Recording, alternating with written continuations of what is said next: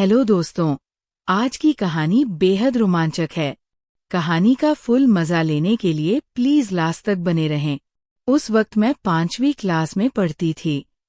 भला इतनी सी बच्ची को किस बात का होश होता है? जब मेरे भाई बहन सो जाते तो रात को वो शख्स मुझे उठाकर अपने साथ चारपाई पर लेटा देता।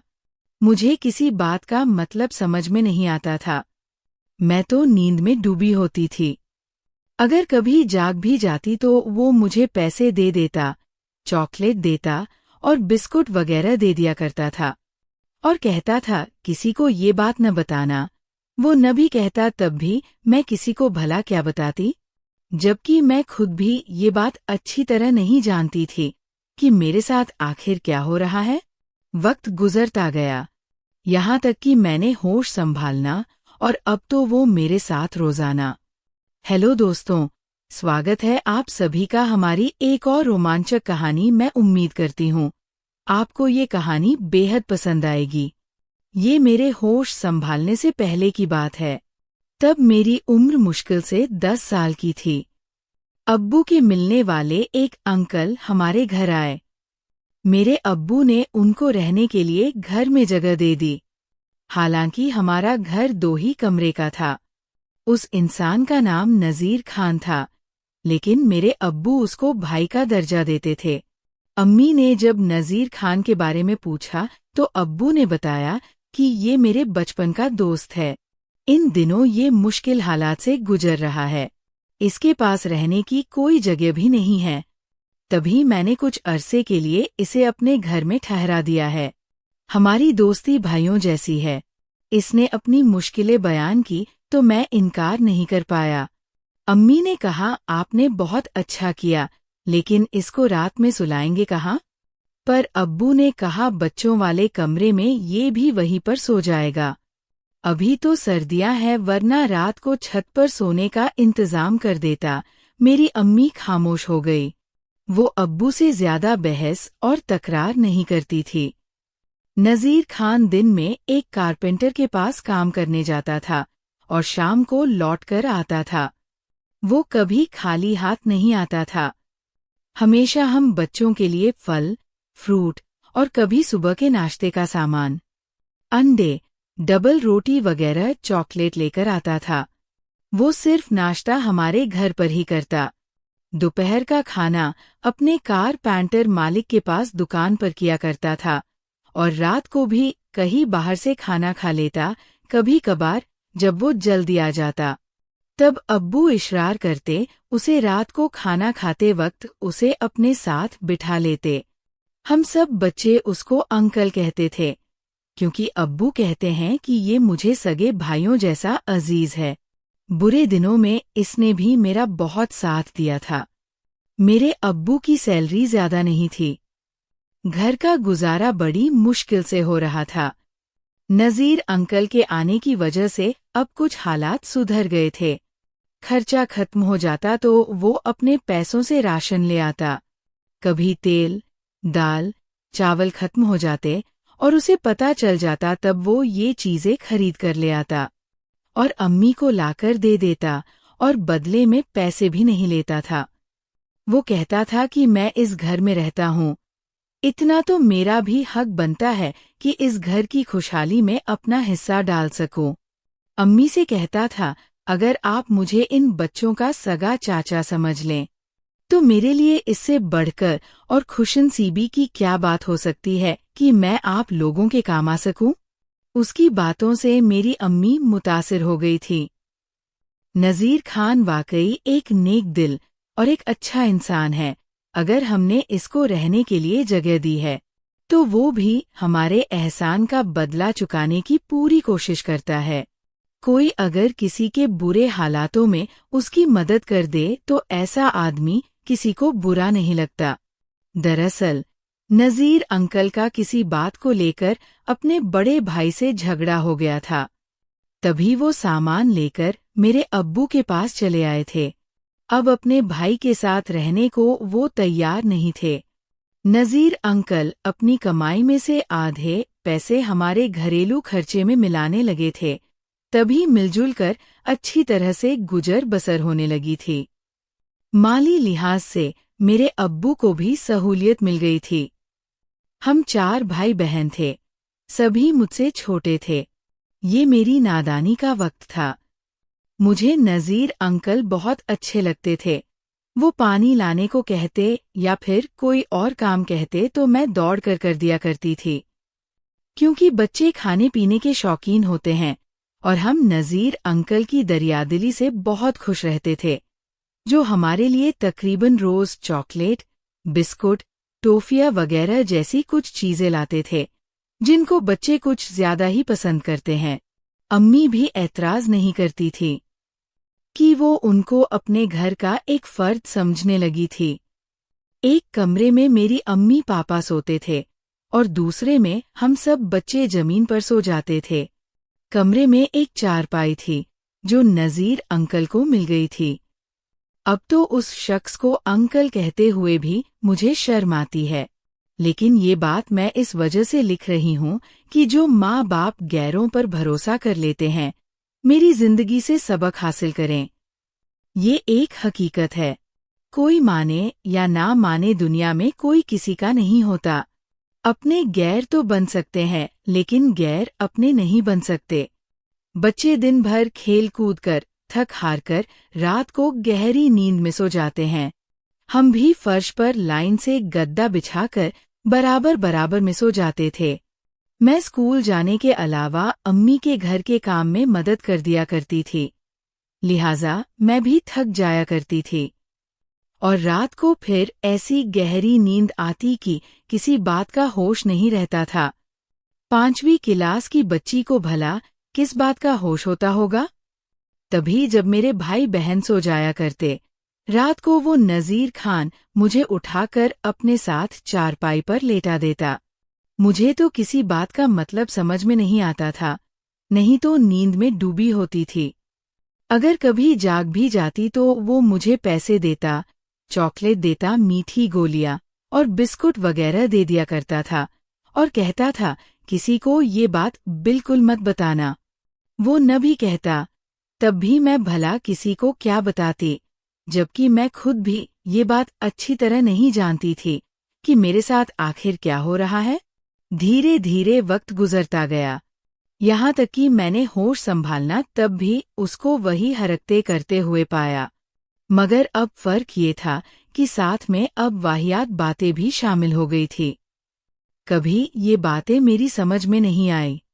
जिस चारपाई पर नज़ीर खान सोता था, उसके आने से पहले ये चारपाई मेरी थी और मैं इस पर सोया करती थी, जबकि मेरे छोटे भाई बहन फर्श पर गद्दे बिछाकर सोया करते थे। 1-2 दिन तो मैंने जमीन पर सोने में बहुत बेचैनी महसूस की थी, दिल में गुस्सा भी किया करती थी।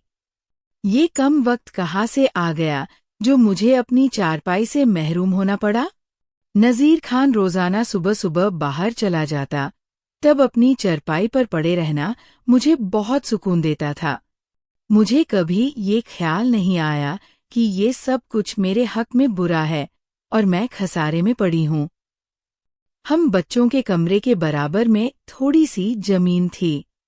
नज़ीर ने अब्बू को सलाह दी कि अगर तुम बुरा ना मानो तो इस पर 4 दीवारी बनवाकर कड़ियों की छत डलवा दूं। कारपेंटर तो अपना उस्ताद है, छत और खिड़कियां, दरवाजे सब बहुत कम पैसों में बन जाएंगे, मजदूरी मैं खुद कर लूंगा। मेरे अब्बू उसकी ये बात खुशी खुशी मान गए। वैसे भी घर में एक कमरे की बहुत ज्यादा जरूरत थी। उन्होंने कहा, सर में कड़वे तेल की जगह घी पड़ जाए तो इसमें क्या बुरा है? देखते ही देखते चंद दिनों में एक छोटा सा कमरा तैयार हो गया। नज़ीर ने हमारे कमरे के दरमियान दरवाजा बनवा दिया ताकि नए कमरे दूसरे कमरे से जुड़ा रहे। अब्बू ने नए कमरे में नई चारपाई डलवाकर ये कमरा नज़ीर के हवाले कर दिया ताकि वो सुकून से अलहदा रह सके और बच्चे अपने कमरे में आराम से पढ़ाई कर सकें। अब हम अपने कमरे में सोते थे और नज़ीर अपने नए कमरे में, मगर बीच में दरवाज़ा आसानी से खुल जाता था। तभी जब मेरे अब्बू और भाई बहन सो जाते तो वो इंसान चुपके से हमारे कमरे में आ जाता। अब मुझको कुछ कुछ समझ आ गई थी। मैं उसे कहती, अंकल, हमारे कमरे में रात को न आया करो, वरना मैं अब्बू को बता दूंगी। तभी वो मुझे ये कहता कि तेरा अब्बू तेरी बात पर यकीन नहीं करेगा, बल्कि मेरी बात का यकीन करेगा, क्योंकि मैं उसको अपनी आधी सैलरी देता हूँ। मैं कह दूंगा कि तुम खुद मेरे पास आती हो, क्योंकि तुम लोग हर रोज मुझसे चीज लेने की फरमाइश करते हो, और मैं लाता भी हूँ। कभी कभी फरमाइश पूरी नहीं कर पाता हूँ तो तुम इसी गुस्से में मेरी शिकायत करती हो। उसकी ऐसी बातें सुनकर तो मैं बहुत ज्यादा डर जाया करती थी, लेकिन मैं दुबक जाती थी, क्योंकि उसने मुझे बहुत ही नासमझी की उम्र में डराया धमकाया था। मैं उससे डरती भी बहुत ज्यादा थी, और फिर मेरी एक नहीं चलती। 10 साल तक ये इंसान हमारे साथ रहा और अपनी गलत हरकतों से बाज नहीं आया। उधर मेरे अब्बू उसकी खैर खवाई में फिक्रमंद होते थे कि कब तक नज़ीर कुंवारा पड़ा रहेगा। अब इसकी शादी करवा देनी चाहिए ताकि इसका घर भी बस जाए। अब्बू के कहने पर अम्मी ने उसके लिए लड़की तलाशना शुरू कर दिया। एक जान पहचान की गरीब घराने की लड़की मिल गई और वहां पर उस नज़ीर का निकाह हो गया। शादी के कुछ दिन तो वो अपनी बीवी में ही खोया रहा, फिर वही पुरानी हरकतें दोहराने लगा। जब उसकी बीवी मायके जाती तो वो हमारे कमरे में घुस आता। मैं किसी को बता भी नहीं सकती थी, दिल ही दिल में जलती कुड़ती रहती थी। अब्बू से भी बहुत ज्यादा डरती थी कि जाने क्या कर गुजरेंगे, और ना ही तब मुझमें इतनी हिम्मत थी कि मैं अम्मी को ही बता देती। नज़ीर खान से मेरा झगड़ा हो जाता तो वो कई किस्म की धमकियों देकर मुझे चुप रहने पर मजबूर कर देता। वो उम्र में मुझसे काफी बड़ा था, तभी मुझ पर उसका बहुत रोक था। मैं पूरी तरह उसके दबाव में थी। एक दिन उसने कहा कि मेरा उस्ताद काम बहुत लेता है और मुआवजा कम देता है। मैं अलग से दुकान करना चाहता हूँ ताकि कुछ रकम इकट्ठा हो तो अपना घर ले सकूं। अब्बू ने अपने दोस्तों से कर्जा लिया और कुछ अपनी जमा पूंजी उसको देकर दुकान खुलवा दी। वो चंद महीने में ही सारा माल खत्म करके चलता बना। वो तो चला गया कमबख्त, लेकिन उसकी वजह से मेरा ज़मीर मुझको मनामत करता रहा और मैं गुनाहों की उलझनों का शिकार रही। मेरा ख्याल कहीं होता था और काम कहीं अजीब हालत हो गई थी। सहेलियां मेरी हालत देखकर मेरी हंसी बनाती। वो कहती कि मुझे किसी से मोहब्बत हो गई है, और मैं इसी ख्यालों में खोई रहती कि उन्हें क्या मालूम कि मुझको अपने इस दागदार जिंदगी का गम है, जिसको वो कमबख्त जालिम इंसान तार तार कर गया है। इम्तिहान में भी मैं इसी वजह से कामयाब न हो सकी।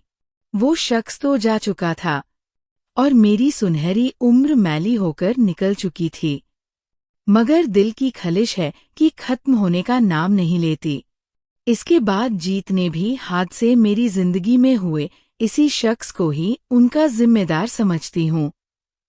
उसके चले जाने के बाद एहसास जिया, मैं इस पूरी तरह गिरफ्तार हुई। ये हर वक्त खोई खोई रहने लगी। सोच सोचकर दिमाग मायूस हो गया था कि इस गंदे इंसान को कैसे मौत के घाट उतारूं। हालांकि ये काम मेरे बस का था नहीं। दुआ करती थी खुदा करे ये कहीं चला जाए, या फिर इसका एक्सीडेंट हो जाए, या फिर ये कहीं डूबकर मर ही जाए। जब वो चला गया तो कुछ दिन तक मैंने सुख का सांस लिया, कदरे सुकून भी मिला। मैं अपने कजिन फैजान को बहुत चाहती थी। उसके साथ मुझे इस बात का शहीद एहसास था कि मैं उसके काबिल नहीं हूँ। एक अरसे तक बस चुपके चुपके उसकी ख्वाहिशें करा करती थी, और मेरी बदनसीबी देखिए कि जब वो खुद मेरा बन जाने पर राजी हुआ तो मैंने खुद ही इनकार कर दिया। ये इनकार करते वक्त मेरे दिल पर कयामत गुजरी थी, लेकिन इसके सिवा चारा कोई नहीं था। उन्होंने मेरा रिश्ता मेरे अब्बू से मांगा था। हमारे दरमियां मोहब्बत का कोई चक्कर नहीं था, मगर फैजान मुझे पसंद करता था और उसकी दुल्हन बनना तो मेरा सबसे खूबसूरत ख्वाब था। जब अब्बू ने हाँ कह दी तब एक दिन फैजान ने मुझसे बात की और मेरी रजामंदी के बारे में पूछा।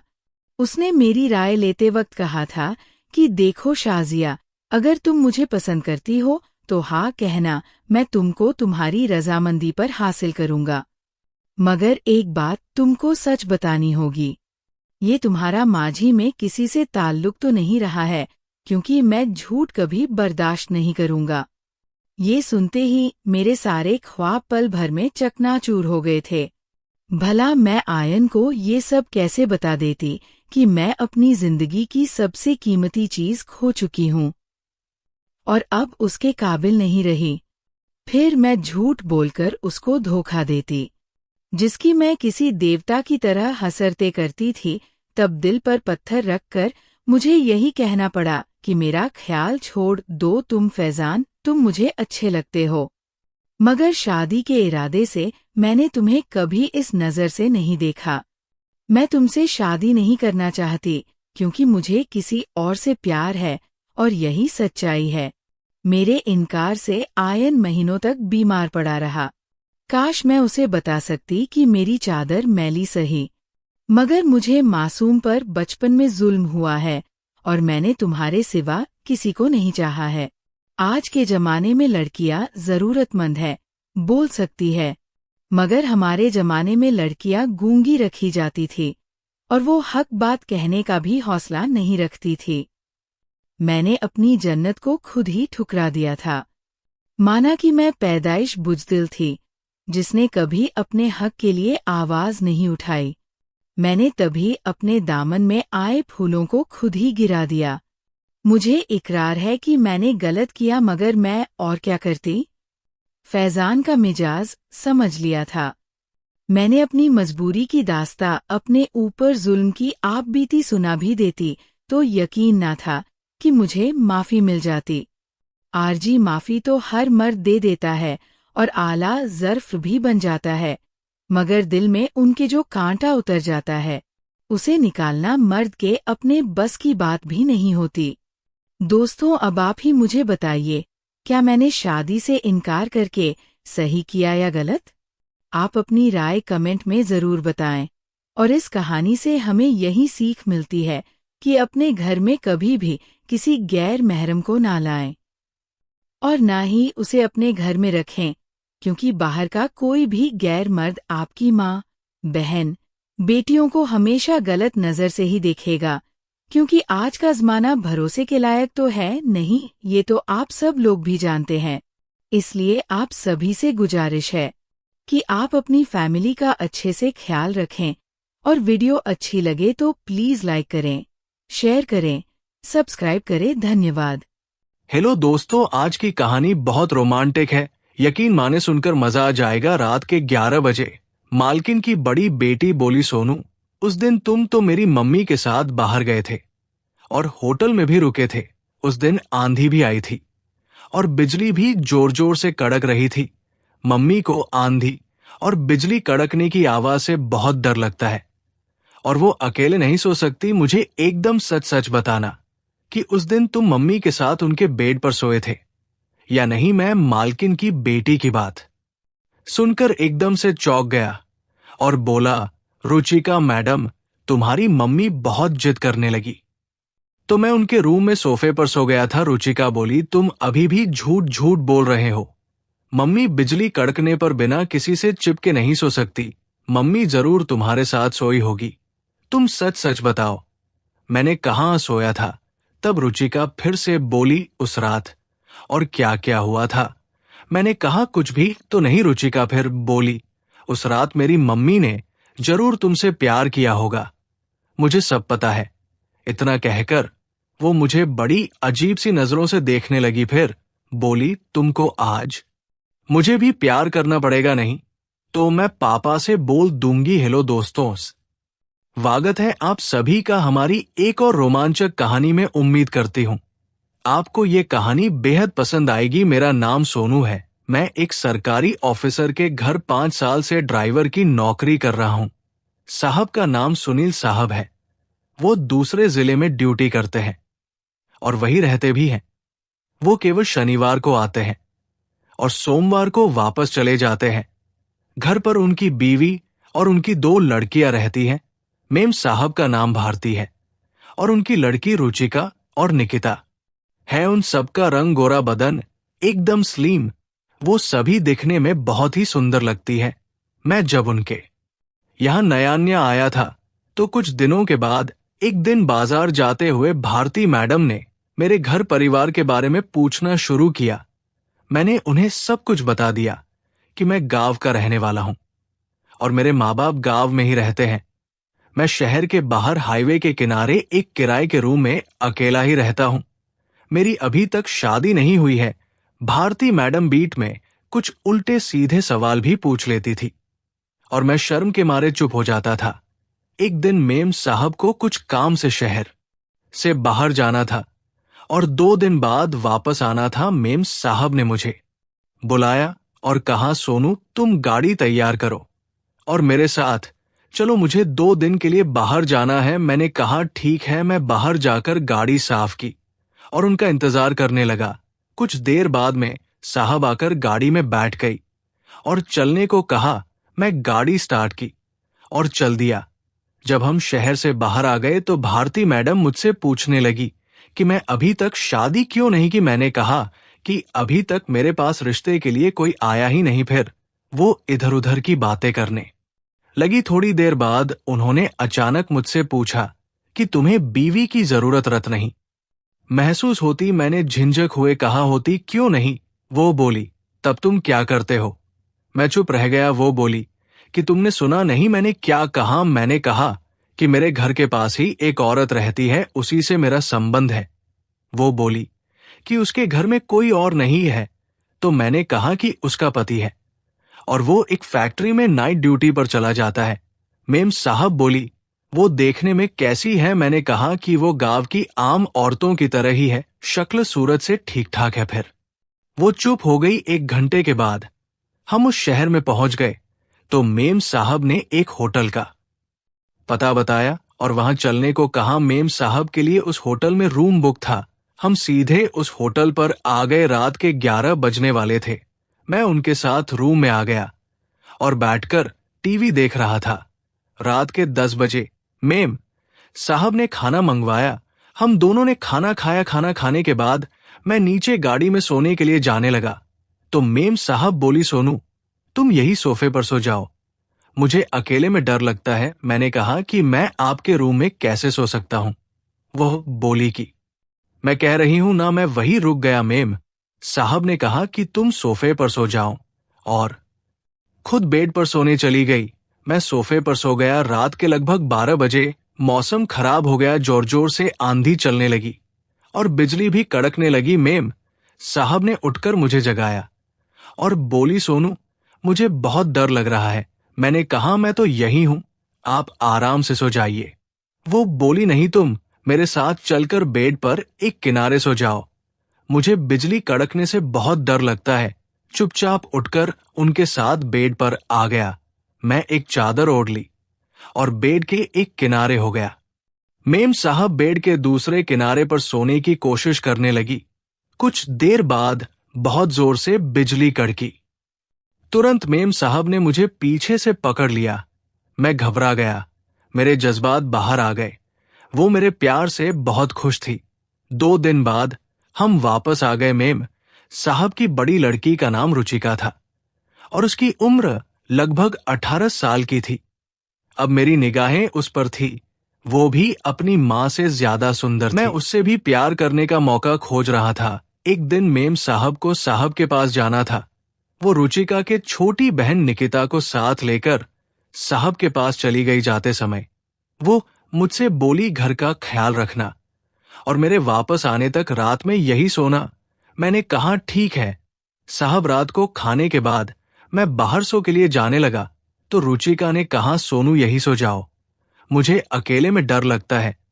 मुझे तो मेरी मांगी मुराद मिल रही थी, भला मैं क्यों इनकार करने लगा। मैंने कहा ठीक है। बेबी रात के 12 बजे रुचिका ने आकर मुझे जागाया। मैं उठा तो वो बोली, सोनू उस दिन तुम मेरी माँ के साथ गए थे और होटल में रुके थे। उस दिन आधी भी आई थी और बिजली भी जोर जोर से कड़क रही थी। मम्मी को आधी और बिजली कड़कने की आवाज से बहुत डर लगता है, और वो अकेले नहीं सो सकती।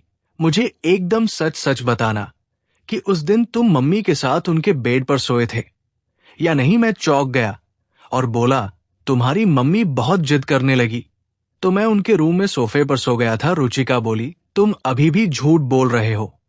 मम्मी बिजली कड़कने पर बिना किसी से चिपके नहीं सो सकती। मम्मी जरूर तुम्हारे साथ सोई होगी, तुम सच सच बताओ मैंने कहाँ सोया था। रुचिका फिर बोली, उस रात। और क्या हुआ था? मैंने कहा, कुछ भी तो नहीं। रुचिका फिर बोली, उस रात मेरी मम्मी ने जरूर तुमसे प्यार किया होगा। तुमको आज मुझे भी प्यार करना पड़ेगा, नहीं तो मैं पापा से बोल दूंगी कि तुम मुझसे रात में ये सब बातें कर रहे थे और मुझे छेड़ रहे थे। मैं सक्का गया और चुप हो गया। वो बोली, तुमने सुना नहीं, आज तुमको मुझे प्यार करना पड़ेगा। मैंने कहा, तुम्हारी मम्मी शादीशुदा है और उनको आदत है तुम अभी बच्ची हो और कुंवारी हो। लेकिन उसने मेरी एक ना सुनी। वैसे मैं भी तो यही सब चाहता था, बस नाटक कर रहा था। उसके बाद हम दोनों लेटकर आराम करने लगे। थोड़ी देर बाद वो बोली, सोनू, आज मैं बहुत खुश हूं क्योंकि मुझे एक अच्छे इंसान से प्यार करने का मौका मिला। मैं इसे जिंदगी भर नहीं भूलूंगी। मेम साहब 4 दिन बाद वापस आए। मेम साहब के आने तक मैंने उसे खूब प्यार किया। कुछ दिनों बाद मेम साहब के साथ 4 दिनों के लिए टूर पर चली गई। घर पर मैं, रुचिका और निकिता ही रह गए थे। मैंने रुचिका से कहा, निकिता को कब तैयार करोगी? रुचिका ने कुछ सोचने के बाद बोली, तुम रात में मुझे प्यार करना और मैं जोर से आवाज दूंगी तब निकिता मेरे पास आ जाएगी और सब कुछ देख लेगी। बाकी सब मैं संभाल लूंगी। रात को जब रुचिका ने आवाज लगाना शुरू कर दिया, निकिता दौड़कर वहां आ गई और बोली, क्या बात है दीदी? लेकिन उसने जब वो सब नजारा देखा तो मुझे दूर कर हटाने की कोशिश करने लगी और बोली, सोनू, तुम ये क्या कर रहे हो? छोड़ दो मेरी दीदी को। मैंने कहा, तुम्हारी दीदी नहीं करने को कहा है, तुम उससे ही पूछ लो, अगर वो कहे तो मैं हट जाता हूं। वो रुचिका से बोली, दीदी तुम ये क्या कर रही हो? क्या तुमने ही सोनू से कहा है? रुचिका बोली, हाँ, मैंने ही सोनू को कहा है। मम्मी ने भी तो सोनू से मेहनत वाला काम करवाया है। जब वो सोनू के साथ बाहर थी, 4 दिन बाद मेम साहब का फोन आया कि कुछ वजह से वो 10 दिन बाद आएंगी। अगले 10 दिन तक रुचिका और निकिता का खेल जारी रहा। तो दोस्तों, ये थी आज की कहानी। आपके क्या राय है इस कहानी पर? हमें कमेंट में जरूर बताएं। वीडियो अच्छी लगे तो लाइक करें, शेयर करें, सब्सक्राइब करें। धन्यवाद। दोस्तों, अब एक हफ्ते के बाद एक दिन अचानक से साजिद की नजर पड़ जाती है शेख की बीवी पर, और जब वो शेख की बीवी को देखता है तो दंग रह जाता है। वो सोचने पर मजबूर हो जाता है कि शेख की उम्र तो लगभग 60 साल की है और उनकी बीवी इतनी जवान और खूबसूरत कैसे हो सकती है? इनकी तो उम्र भी ज्यादा नहीं है, लगभग 23 से 24 साल की ही उम्र होगी इसकी। दोस्तों, वाकई में जो शेख की बीवी थी, देखने में बेहद खूबसूरत थी। अब तो वो सोचने पर मजबूर हो जाता है। अब एक दिन दोपहर के वक्त साजिद बैठा हुआ था। वहीं पर एक नौकर आता है और उससे बातचीत करने लगता है। अब बातों ही बातों में साजिद उस नौकर से पूछता है कि मुझे एक बात बहुत परेशान कर रही है कि हमारे जो मालिक है वो तो बुजुर्ग है, बूढ़े हो गए हैं, लेकिन जो उनकी बीवी है वो इतनी जवान और खूबसूरत कैसे हो सकती है? आखिर इनकी शादी कैसे हो गई? ये तो बेमेल की शादी लग रही है। दोस्तों, अब जो दूसरा नौकर था वो साजिद को बताता है कि दरअसल ये हमारे की दूसरी बीवी है। उनकी पहली बीवी की मौत हो गई है और पहली बीवी की मौत के बाद जो उनके ससुराल वाले थे वह अपनी दूसरी बेटी की शादी इनसे करवा दिए है। और ये जो हमारी मालकिन है ये शेख की दूसरी बीवी है। बस यही वजह है कि वो इतनी जवान और खूबसूरत देखती है। दोस्तों, इस बात को सुनने के बाद पूरा माजरा साजिद को समझ में आ जाता है। लेकिन दोस्तों, जो उधर शैश की बीवी थी वो रोजाना अपने शौहर से झगड़ा किया करती थी कभी भी अपने शौहर से सही ढंग से बात नहीं किया करती थी। और ये सब नज़ारा साजिद खुद अपने सामने अपनी आंखों से देखता था। क्योंकि दोस्तों, शेख और शेख की बीवी कभी भी एक साथ बाहर जाते हैं तो ड्राइविंग साजिद ही किया करता। साजिद पूरी तरह से समझ जाता है कि इन दोनों के बीच का रिश्ता कैसा है। शैश की बीवी कभी भी अपने शौहर से अच्छे ढंग से बात नहीं करती। शेख कभी भी कुछ कहता तो हमेशा उल्टा ही जवाब दिया करती थी। क्योंकि जो शेख की बीवी थी वो अपने शौहर से खुश नहीं थी। शायद शादी के बाद उसको वो सुख नहीं मिल पाया था जो उसे चाहिए था। क्योंकि जो उसका शौहर था वो उम्र में काफी बड़ा था और वो बुढ़ा हो चुका था। इसी तरह से वक्त गुजरता है। लेकिन दोस्तों, जैसे ही 1 साल का वक्त गुजरता है, उधर जो शेख की बीवी थी वो धीरे धीरे अपना झुकाव साजिद की तरफ लाने लगी थी। दोस्तों, अब कहीं ना कहीं साजिद को भी समझ में आ जाता है उसकी मालकिन की नीयत। अब साजिद मन ही मन सोचने लगता है कि शायद मेरी मालकिन मुझे पसंद करने लगी है। इस वजह से साजिद ज्यादा से ज्यादा अपना फ्री वक्त अपने क्वार्टर में ही गुजारा करता। वह अपने कमरे से बाहर नहीं निकलता, ना ही किसी से बात करता। लेकिन दोस्तों, ना चाहते हुए भी जो शेख की बीवी थी वह अक्सर किसी ना किसी काम के बहाने साजिद को अपने पास बुला लेती। उसको काम नहीं भी होता तो भी साजिद को लेके गाड़ी में बैठकर चली जाती बाहर घूमने के लिए। कभी मॉल चली जाती तो कभी कहीं और चली जाती तो कभी गार्डन में चली जाती। इस तरह से वो साजिद के साथ ज्यादा से ज्यादा वक्त गुजारती और उसके साथ बात करने की कोशिश करती। लेकिन दोस्तों, जो शेख था उसको अच्छे से पता था कि वो अपनी बीवी को खुश नहीं कर पाता है और इसकी वजह से उसकी बीवी कहीं बाहर मुंह मार सकती है। इस वजह से ज्यादा शेख अपनी बीवी के साथ ही गुजारता। अपनी बीवी को कभी अकेला नहीं छोड़ा करता। अब जो शैश की बीवी थी वो इसी तलाश में थी कि कब उसे मौका मिलेगा, कब वो फ्री होगी, अकेले होगी कि साजिद के साथ वो कुछ कर सकेगी। लेकिन दोस्तों, काफी वक्त गुजर जाता है। शेख की बीवी को कभी ऐसा मौका ही नहीं मिलता है। दोस्तों, इसी तरह से वक्त गुजरता है। अब एक दिन की बात है कि जो शेख था वो किसी की वेडिंग पार्टी के लिए दूसरे शहर चला जाता है। अब उस दिन शेख की बीवी बहुत खुश थी क्योंकि उसे मौका मिल गया था कि अब वो साजिद के साथ वक्त गुजार सके। शेख अपनी बीवी से कहता भी है कि चलो बेगम, तुम भी मेरे साथ चलो। लेकिन दोस्तों, जो शेख की बीवी थी वह मना कर देती है और बहाना बनाती है। कहती है कि मेरा मन नहीं कर रहा है, आप चले जाइए, मेरे सर में बहुत दर्द हो रहा है। दोस्तों, अब जो शेख था वो अपने घर से निकल जाता है दूसरे शहर वेडिंग पार्टी को अटेंड करने के लिए। अब सारा दिन शेख की बीवी बहुत खुश थी। दोस्तों, अब इसी तरह से धीरे धीरे शाम का वक्त हो जाता है। अब जैसे ही शाम का वक्त होता है, शैश की बीवी चली जाती है साजिद के कमरे में। साजिद के कमरे में जाकर वो देखती है कि साजिद लेटा हुआ है। अब शैश की बीवी अदर चली जाती है और कहती है कि साजिद, आज का खाना तुम नहीं बनाओगे, आज का खाना मैं बना दूंगी और तुम मेरे साथ ही डिनर करोगे। इतना कहकर उसकी मालकिन चली जाती है।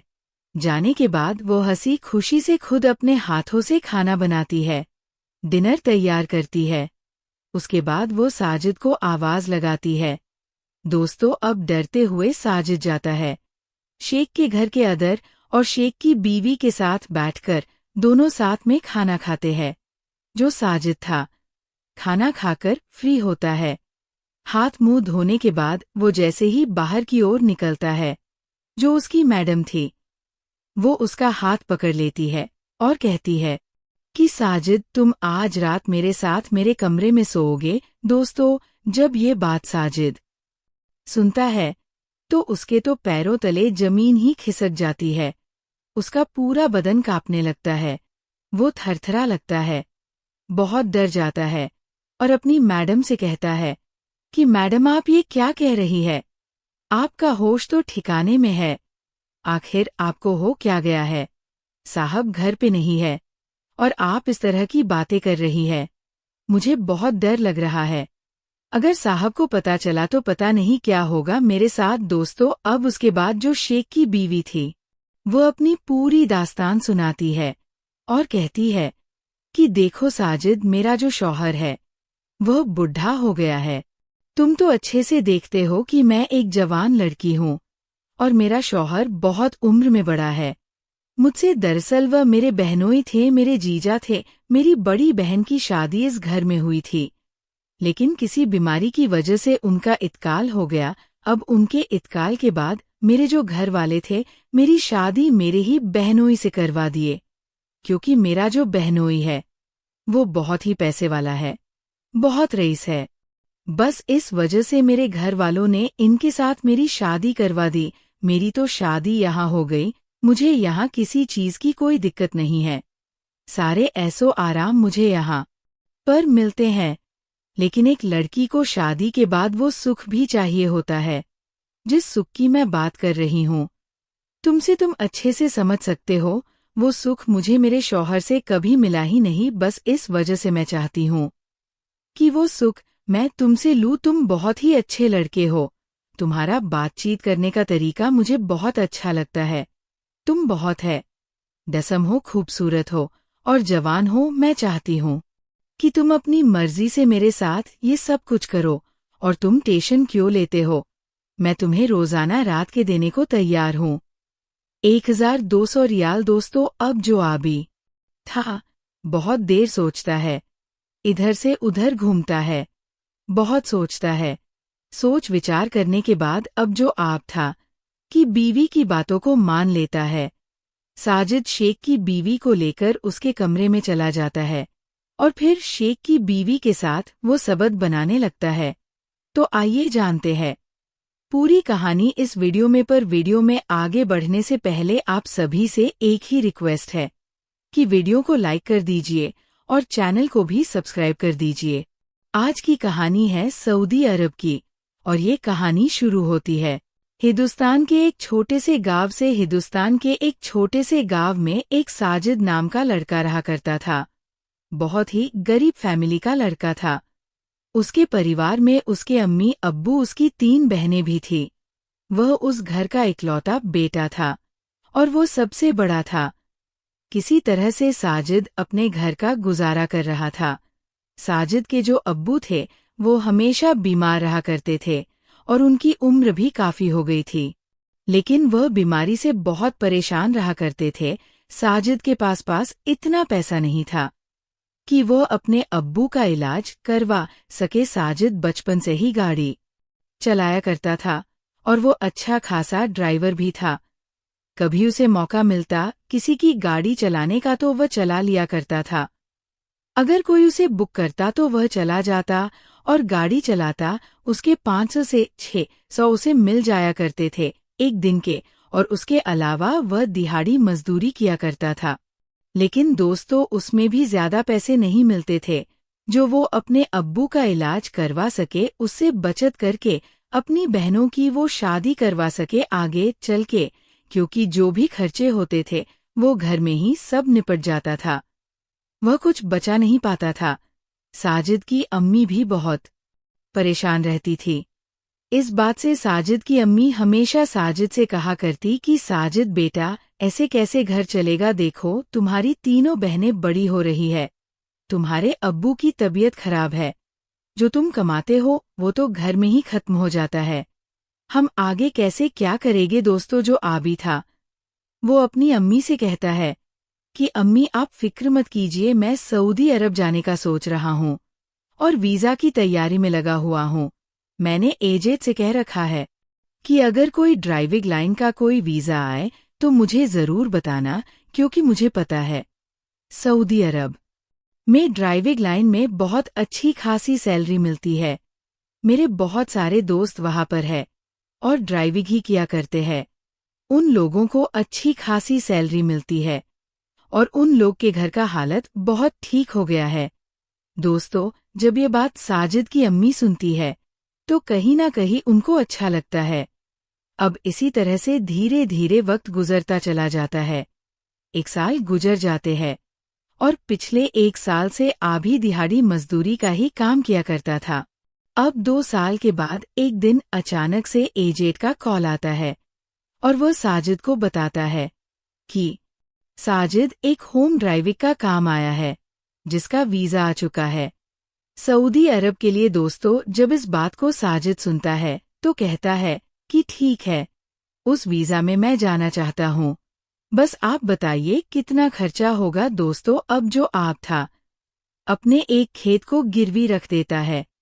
गिरवी रखकर वो पैसे इकट्ठा करता है और जमा कर देता है।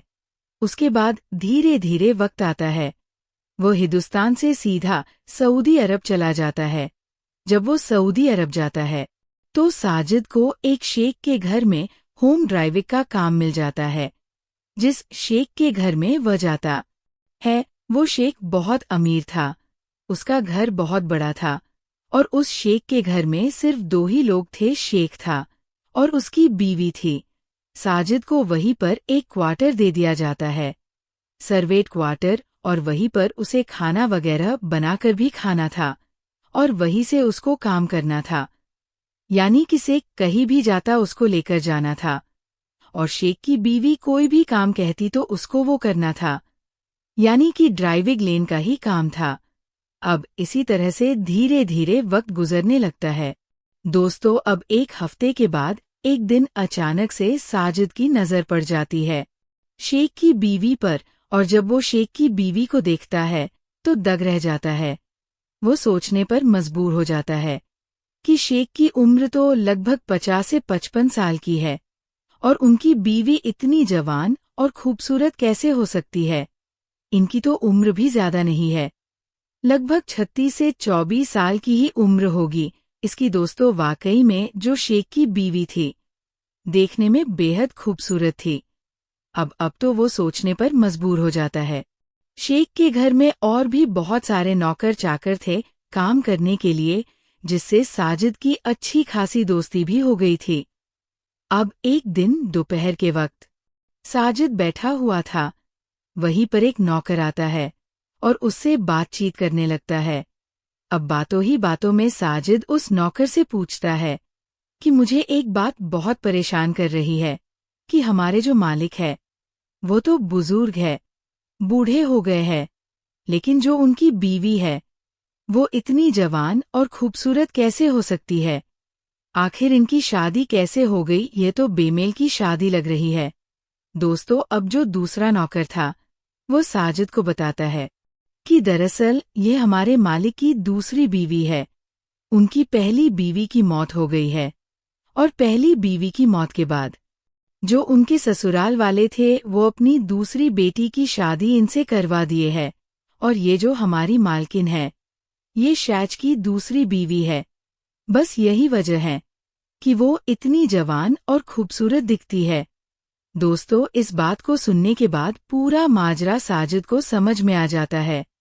लेकिन दोस्तों, जो उधर शेख की बीवी थी वह रोजाना अपने शौहर से झगड़ा किया करती थी, कभी भी अपने शौहर से सही ढंग से बात नहीं किया करती थी, और ये सब नजारा साजिद खुद अपने सामने अपनी आंखों से देखता था। क्योंकि दोस्तों, शेख और शेख की बीवी कभी भी एक साथ बाहर जाते हैं तो ड्राइविंग साजिद ही किया करता। साजिद पूरी तरह से समझ जाता है कि इन दोनों के बीच का रिश्ता कैसा है। शैच की बीवी कभी भी अपने शौहर से अच्छे ढंग से बात नहीं करती, शेख कभी भी कुछ कहता तो हमेशा उल्टा ही जवाब दिया करती थी। क्योंकि जो शेख की बीवी थी वो अपने शौहर से खुश नहीं थी। शायद शादी के बाद उसको वो सुख नहीं मिल पाया था जो उसे चाहिए था, क्योंकि जो उसका शौहर था वो उम्र में काफी बड़ा था और वो बुढ़ा हो चुका था। दोस्तों, इसी तरह से धीरे धीरे वक्त गुजरने लगता है। साजिद को सऊदी अरब गए हुए 1 साल का वक्त गुजर जाता है। इन 1 सालों में साजिद अपने घर पर बहुत सारे रुपए भेजता है, जिससे धीरे धीरे करके साजिद के घर की जो फाइनेंशियल कंडीशन थी वो सही हो जाती है। साजिद के अब्बू का भी इलाज हो जाता है। अब घर में सभी लोग खुश थे। इसी तरह से वक्त गुजरता है।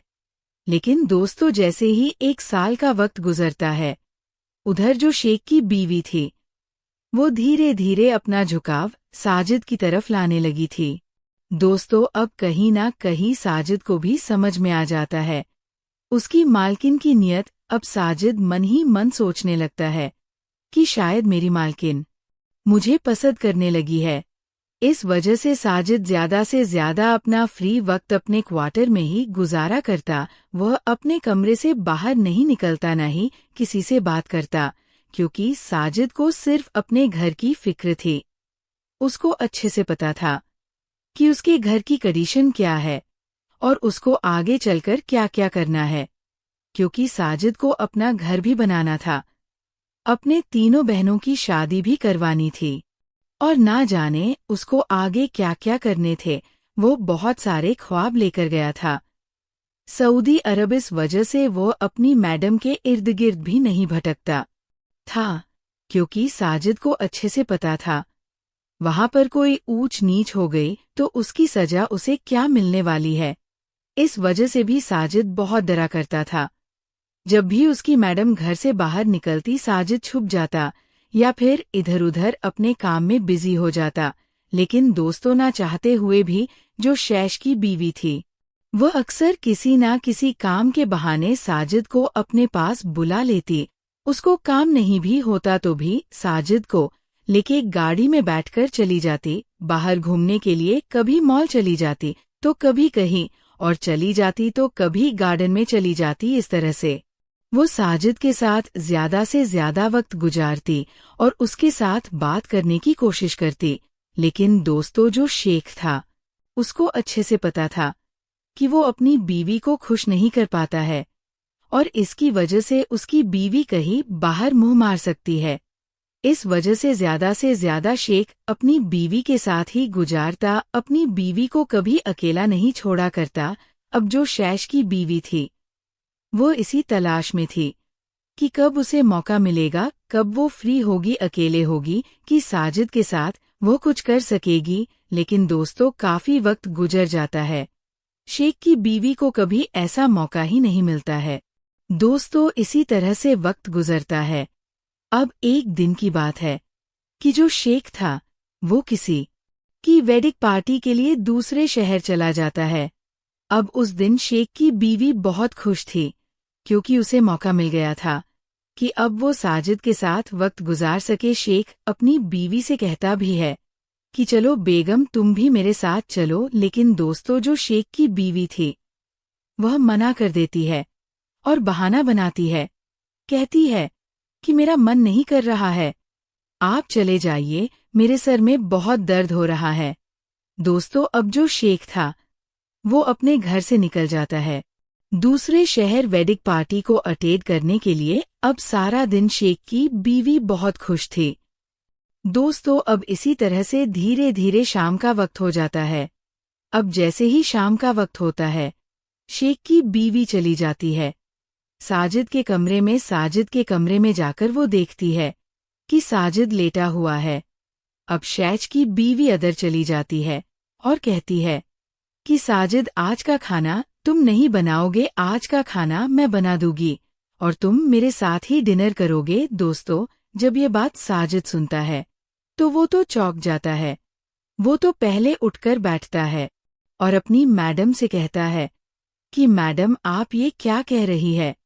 अगर मेरे मालिक को पता चलेगा तो ना जाने वो क्या करेंगे, वो तो मुझे नौकरी से ही निकाल देंगे। लेकिन दोस्तों, जो शैश की बीवी थी, वह कहती है कि साजिद, तुम्हें डरने की जरूरत नहीं है।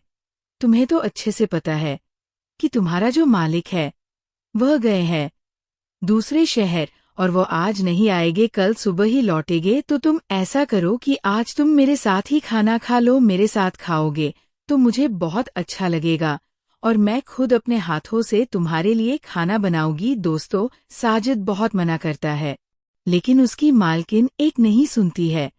वो कहती है कि तुम मुझ पर भरोसा रखो, किसी को कुछ पता नहीं चलेगा, ये मेरी गारटी है। इतना कहकर उसकी मालकिन चली जाती है। जाने के बाद वो हंसी खुशी से खुद अपने हाथों से खाना बनाती है, डिनर तैयार करती है। उसके बाद वो साजिद को आवाज लगाती है दोस्तों अब डरते हुए साजिद जाता है शेख के घर के अंदर और शेख की बीवी के साथ बैठकर दोनों साथ में खाना खाते हैं। अब खाना खाने के दौरान जो शेख की बीवी थी वह कहती है, उससे पूछती है कि आप तुम्हारे घर में कौन कौन है, तुम्हारे घर का माहौल कैसा है, तुम्हारे देश का माहौल कैसा है। दोस्तों अब बातों ही बातों में साजिद अपने घर का सारा कंडीशन अपनी मैडम को बता देता है। उसकी मैडम को बहुत बुरा भी लगता है। दोनों साथ में बैठकर खाना खाते हैं। खाना खत्म जैसे ही होता है, अब जो आबी था खाना खाकर फ्री होता है। हाथ मुंह धोने के बाद वो जैसे ही बाहर की ओर निकलता है, जो उसकी मैडम थी वो उसका हाथ पकड़ लेती है और कहती है कि साजिद तुम आज रात मेरे साथ मेरे कमरे में सो गए। दोस्तों जब ये बात आबी सुनता है तो उसके तो पैरों तले जमीन ही खिसक जाती है। उसका पूरा बदन कांपने लगता है, वो थरथरा लगता है, बहुत डर जाता है और अपनी मैडम से कहता है कि मैडम आप ये क्या कह रही है, आपका होश तो ठिकाने में है, आखिर आपको हो क्या गया है, साहब घर पे नहीं है और आप इस तरह की बातें कर रही है, मुझे बहुत डर लग रहा है, अगर साहब को पता चला तो पता नहीं क्या होगा मेरे साथ। दोस्तों अब उसके बाद जो शेख की बीवी थी वह अपनी पूरी दास्तान सुनाती है और कहती है कि देखो साजिद मेरा जो शौहर है वो बुढ़ा हो गया है, तुम तो अच्छे से देखते हो कि मैं एक जवान लड़की हूँ और मेरा शौहर बहुत उम्र में बड़ा है। मुझसे दरअसल वह मेरे बहनोई थे, मेरे जीजा थे। मेरी बड़ी बहन की शादी इस घर में हुई थी, लेकिन किसी बीमारी की वजह से उनका इंतकाल हो गया। अब उनके इंतकाल के बाद मेरे जो घर वाले थे मेरी शादी मेरे ही बहनोई से करवा दिए, क्योंकि मेरा जो बहनोई है वो बहुत ही पैसे वाला है, बहुत रईस है। बस इस वजह से मेरे घर वालों ने इनके साथ मेरी शादी करवा दी। मेरी तो शादी यहाँ हो गई, मुझे यहाँ किसी चीज की कोई दिक्कत नहीं है, सारे ऐसो आराम मुझे यहाँ पर मिलते हैं।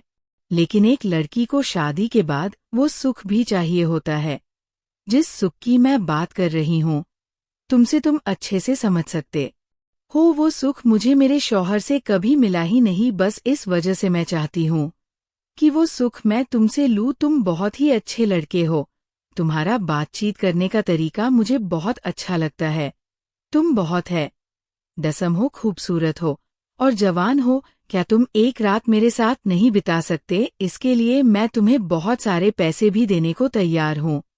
मैं एक रात की तुम्हें 1000 रियाल दूंगी। दोस्तों जब इस तरह से शेख की बीवी साजिद को कहती है तो कहीं ना कहीं साजिद का मन बदलने लगता है। लेकिन दोस्तों साजिद को सऊदी अरब का कानून भी याद आने लगता है और उसके घर की जिम्मेदारी भी उसे याद आने लगती है। अब जो आप था वो कहता है कि मैडम ये मैं कैसे कर सकता हूँ, अल्लाह ना करे कभी ये बात शेख को पता चल गया तो फिर मेरा जो हस्त्र होगा वो तो आप भी अच्छे से जानती है और मैं भी अच्छे से जानता हूँ। मैडम ये मैं नहीं कर सकता। दोस्तों अब जो शेख की बीवी थी वहीं पर रोने लगती है, फूट फूट कर रोती है। साजिद को कहती है कि साजिद देखो मैं चाहूँ तो तुम्हें फंसा भी सकती हूँ, मैं तुम पर गलत इल्जाम भी लगा सकती हूँ, लेकिन मैं ऐसा नहीं करूँगी। मैं चाहती हूँ कि तुम अपनी मर्जी से मेरे साथ ये सब कुछ करो और तुम टेंशन क्यों लेते हो, मैं तुम्हें रोजाना रात के देने को तैयार हूँ। 1000 रियाल। दोस्तों अब जो आबी था बहुत देर सोचता है, इधर से उधर घूमता है, बहुत सोचता है। सोच विचार करने के बाद अब जो आब था शेख की बीवी की बातों को मान लेता है। साजिद शेख की बीवी को लेकर उसके कमरे में चला जाता है और फिर शेख की बीवी के साथ वो सबद बनाने लगता है। दोस्तों सारी रात साजिद शेख की बीवी के साथ रगरलियां मनाता है। अब इसी तरह से धीरे धीरे सुबह का वक्त हो जाता है। जब सुबह का वक्त होता है तो जो शेख की बीवी थी वो बहुत खुश नजर आ रही थी, उनका मिजाज कुछ अलग ही था। सुबह के 11 बजे के करीब अब जो शेख था वह भी घर में आ जाता है। जब वो घर में आता है तो अपनी बीवी को देखकर वह भी सोचने पर मजबूर हो जाता है। और शेख जो था वो मन ही मन सोचने लगता है कि आज मेरी बीवी इतनी खुश क्यों नजर आ रही है। वो अपनी बीवी से पूछता भी है कि बेगम आज तुम इतनी खुश नजर आ रही हो, आखिर बात क्या है। जो उसकी बीवी थी वह मुस्कुरा कर कहती है, कुछ नहीं, बस आज मुझे अच्छा लग रहा है, बस इसीलिए खुश हूँ। दोस्तों, अब इसी तरह से धीरे धीरे वक्त गुजरने लगता है। अब जब भी मौका मिलता आयत को वो शेख की बीवी के साथ इसी तरह से सबद बनाया करता। दोस्तों, जितनी सैलरी साजिद को वहां पर मिल रही थी, अब उसकी जो सैलरी थी वह दोगुनी हो गई थी, क्योंकि जो उसको सैलरी मिल रही थी वो तो था ही, लेकिन बदले में शेख की बीवी भी उसको बहुत सारे रुपए दिया करती थी। अब इसी तरह से साजिद हर महीने अपने घर पर मोटे मोटे रकम भेजा करता था। इसी तरह से धीरे धीरे 3 साल का वक्त गुजर जाता है। दोस्तों, इन 2 सालों में साजिद के घर की पूरी कंडीशन ही सही हो जाती है। उसके तीनों बहनों की भी शादी हो जाती है, क्योंकि उसके माँ बाप जैसे ही पैसे आते थे, अपनी बेटियों की शादी करके तीनों बेटी को वो लोग विदा कर चुके थे। अब साजिद के पास किसी चीज की कोई दिक्कत नहीं थी। साजिद का घर भी अच्छा खासा रेडी हो चुका था। दोस्तों, इसी तरह से धीरे धीरे वक्त गुजरता है। 4 साल का वक्त कैसे गुजर जाता है पता ही नहीं चलता है। दोस्तों, लेकिन अब जो शेख था, धीरे धीरे करके शेख को शक होने लगता है साजिद के ऊपर, क्योंकि दोस्तों जो शेख की बीवी थी वो ज्यादा से ज्यादा वक्त साजिद के साथ ही गुजारा करती थी। छोटी छोटे काम के लिए वह साजिद को बुलाती, अगर काम नहीं भी होता तो शैच की बीवी साजिद के साथ चली जाया करती थी मॉल में शॉपिंग करने के लिए, और वही वो घटो वक्त साजिद के साथ गुजारा करती थी। दोस्तों, अब इस तरह से शेख को शक होने लगता है साजिद के ऊपर, लेकिन शेख कभी साजिद को रगे हाथों नहीं पकड़ता है। अब शेख को अपनी बदनामी सताने लगती है कि अगर ये बात बाहर किसी को पता चल गया तो उसकी कितनी बदनामी होगी। और शेख को अच्छे से पता था कि जिस चीज की भूखी है उसकी बीवी वो चीज उसको शेख कभी दे ही नहीं पाया है। ये भी वजह हो सकता है कि शेख की बीवी साजिद के साथ कुछ ज्यादा ही वक्त गुजारती है। दोस्तों, अब एक दिन की बात है कि शेख साजिद को अपने पास बुलाता है और साजिद से कहता है कि साजिद, अब मैं तुम्हें यहाँ पर नहीं रख सकता, तुम चले जाओ दूसरे जगह, या तो तुम अपने घर चले जाओ, क्योंकि मुझे पता चल चुका है तुम्हारा मेरी बीवी के साथ क्या चक्कर चल रहा है। दोस्तों, इस बात को सुनने के बाद साजिद डर जाता है और साजिद अपने शेख से कहता है कि साहब, आप ये कैसी बातें कर रहे हैं। आपको पता है कि मैं कितने गरीब घर का लड़का हूँ, यहाँ पर काम करने के लिए आया हूँ। आखिर आप ऐसा सोच भी कैसे सकते हैं। मैडम के साथ मेरा ऐसा कोई रिश्ता नहीं है, मैं तो यहाँ सिर्फ अपने काम पर ध्यान देता हूँ।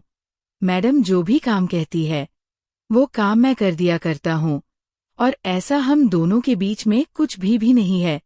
लेकिन दोस्तों, जो शेख था वो साजिद से कहता है कि देखो साजिद, मैं तुम्हारे साथ कुछ नहीं कर रहा हूँ, ना ही मैं पुलिस के पास जाऊंगा, तुम्हारे पास कंप्लेन करूंगा, बस मैं इतना चाहता हूँ कि तुम मेरे घर से चले जाओ। अब मैं तुम्हें यहाँ पर काम पर नहीं रख सकता। दोस्तों, अब जो साजिद था वो बहुत रोता है, गिरा है, लेकिन शेख उसकी एक नहीं सुनता है। साजिद अपना टिकट बुक करता है, शेख उसे पासपोर्ट भी दे देता है और साजिद सीधे अपने देश इंडिया चला आता है। इंडिया आने के बाद साजिद अपने दोस्त को ये सारी दास्तान सुनाता है। उसके जो दोस्त है वह भी सुनने के बाद दंग रह जाते हैं कि आखिर शेख की बीवियां ऐसे कैसे कर सकती है।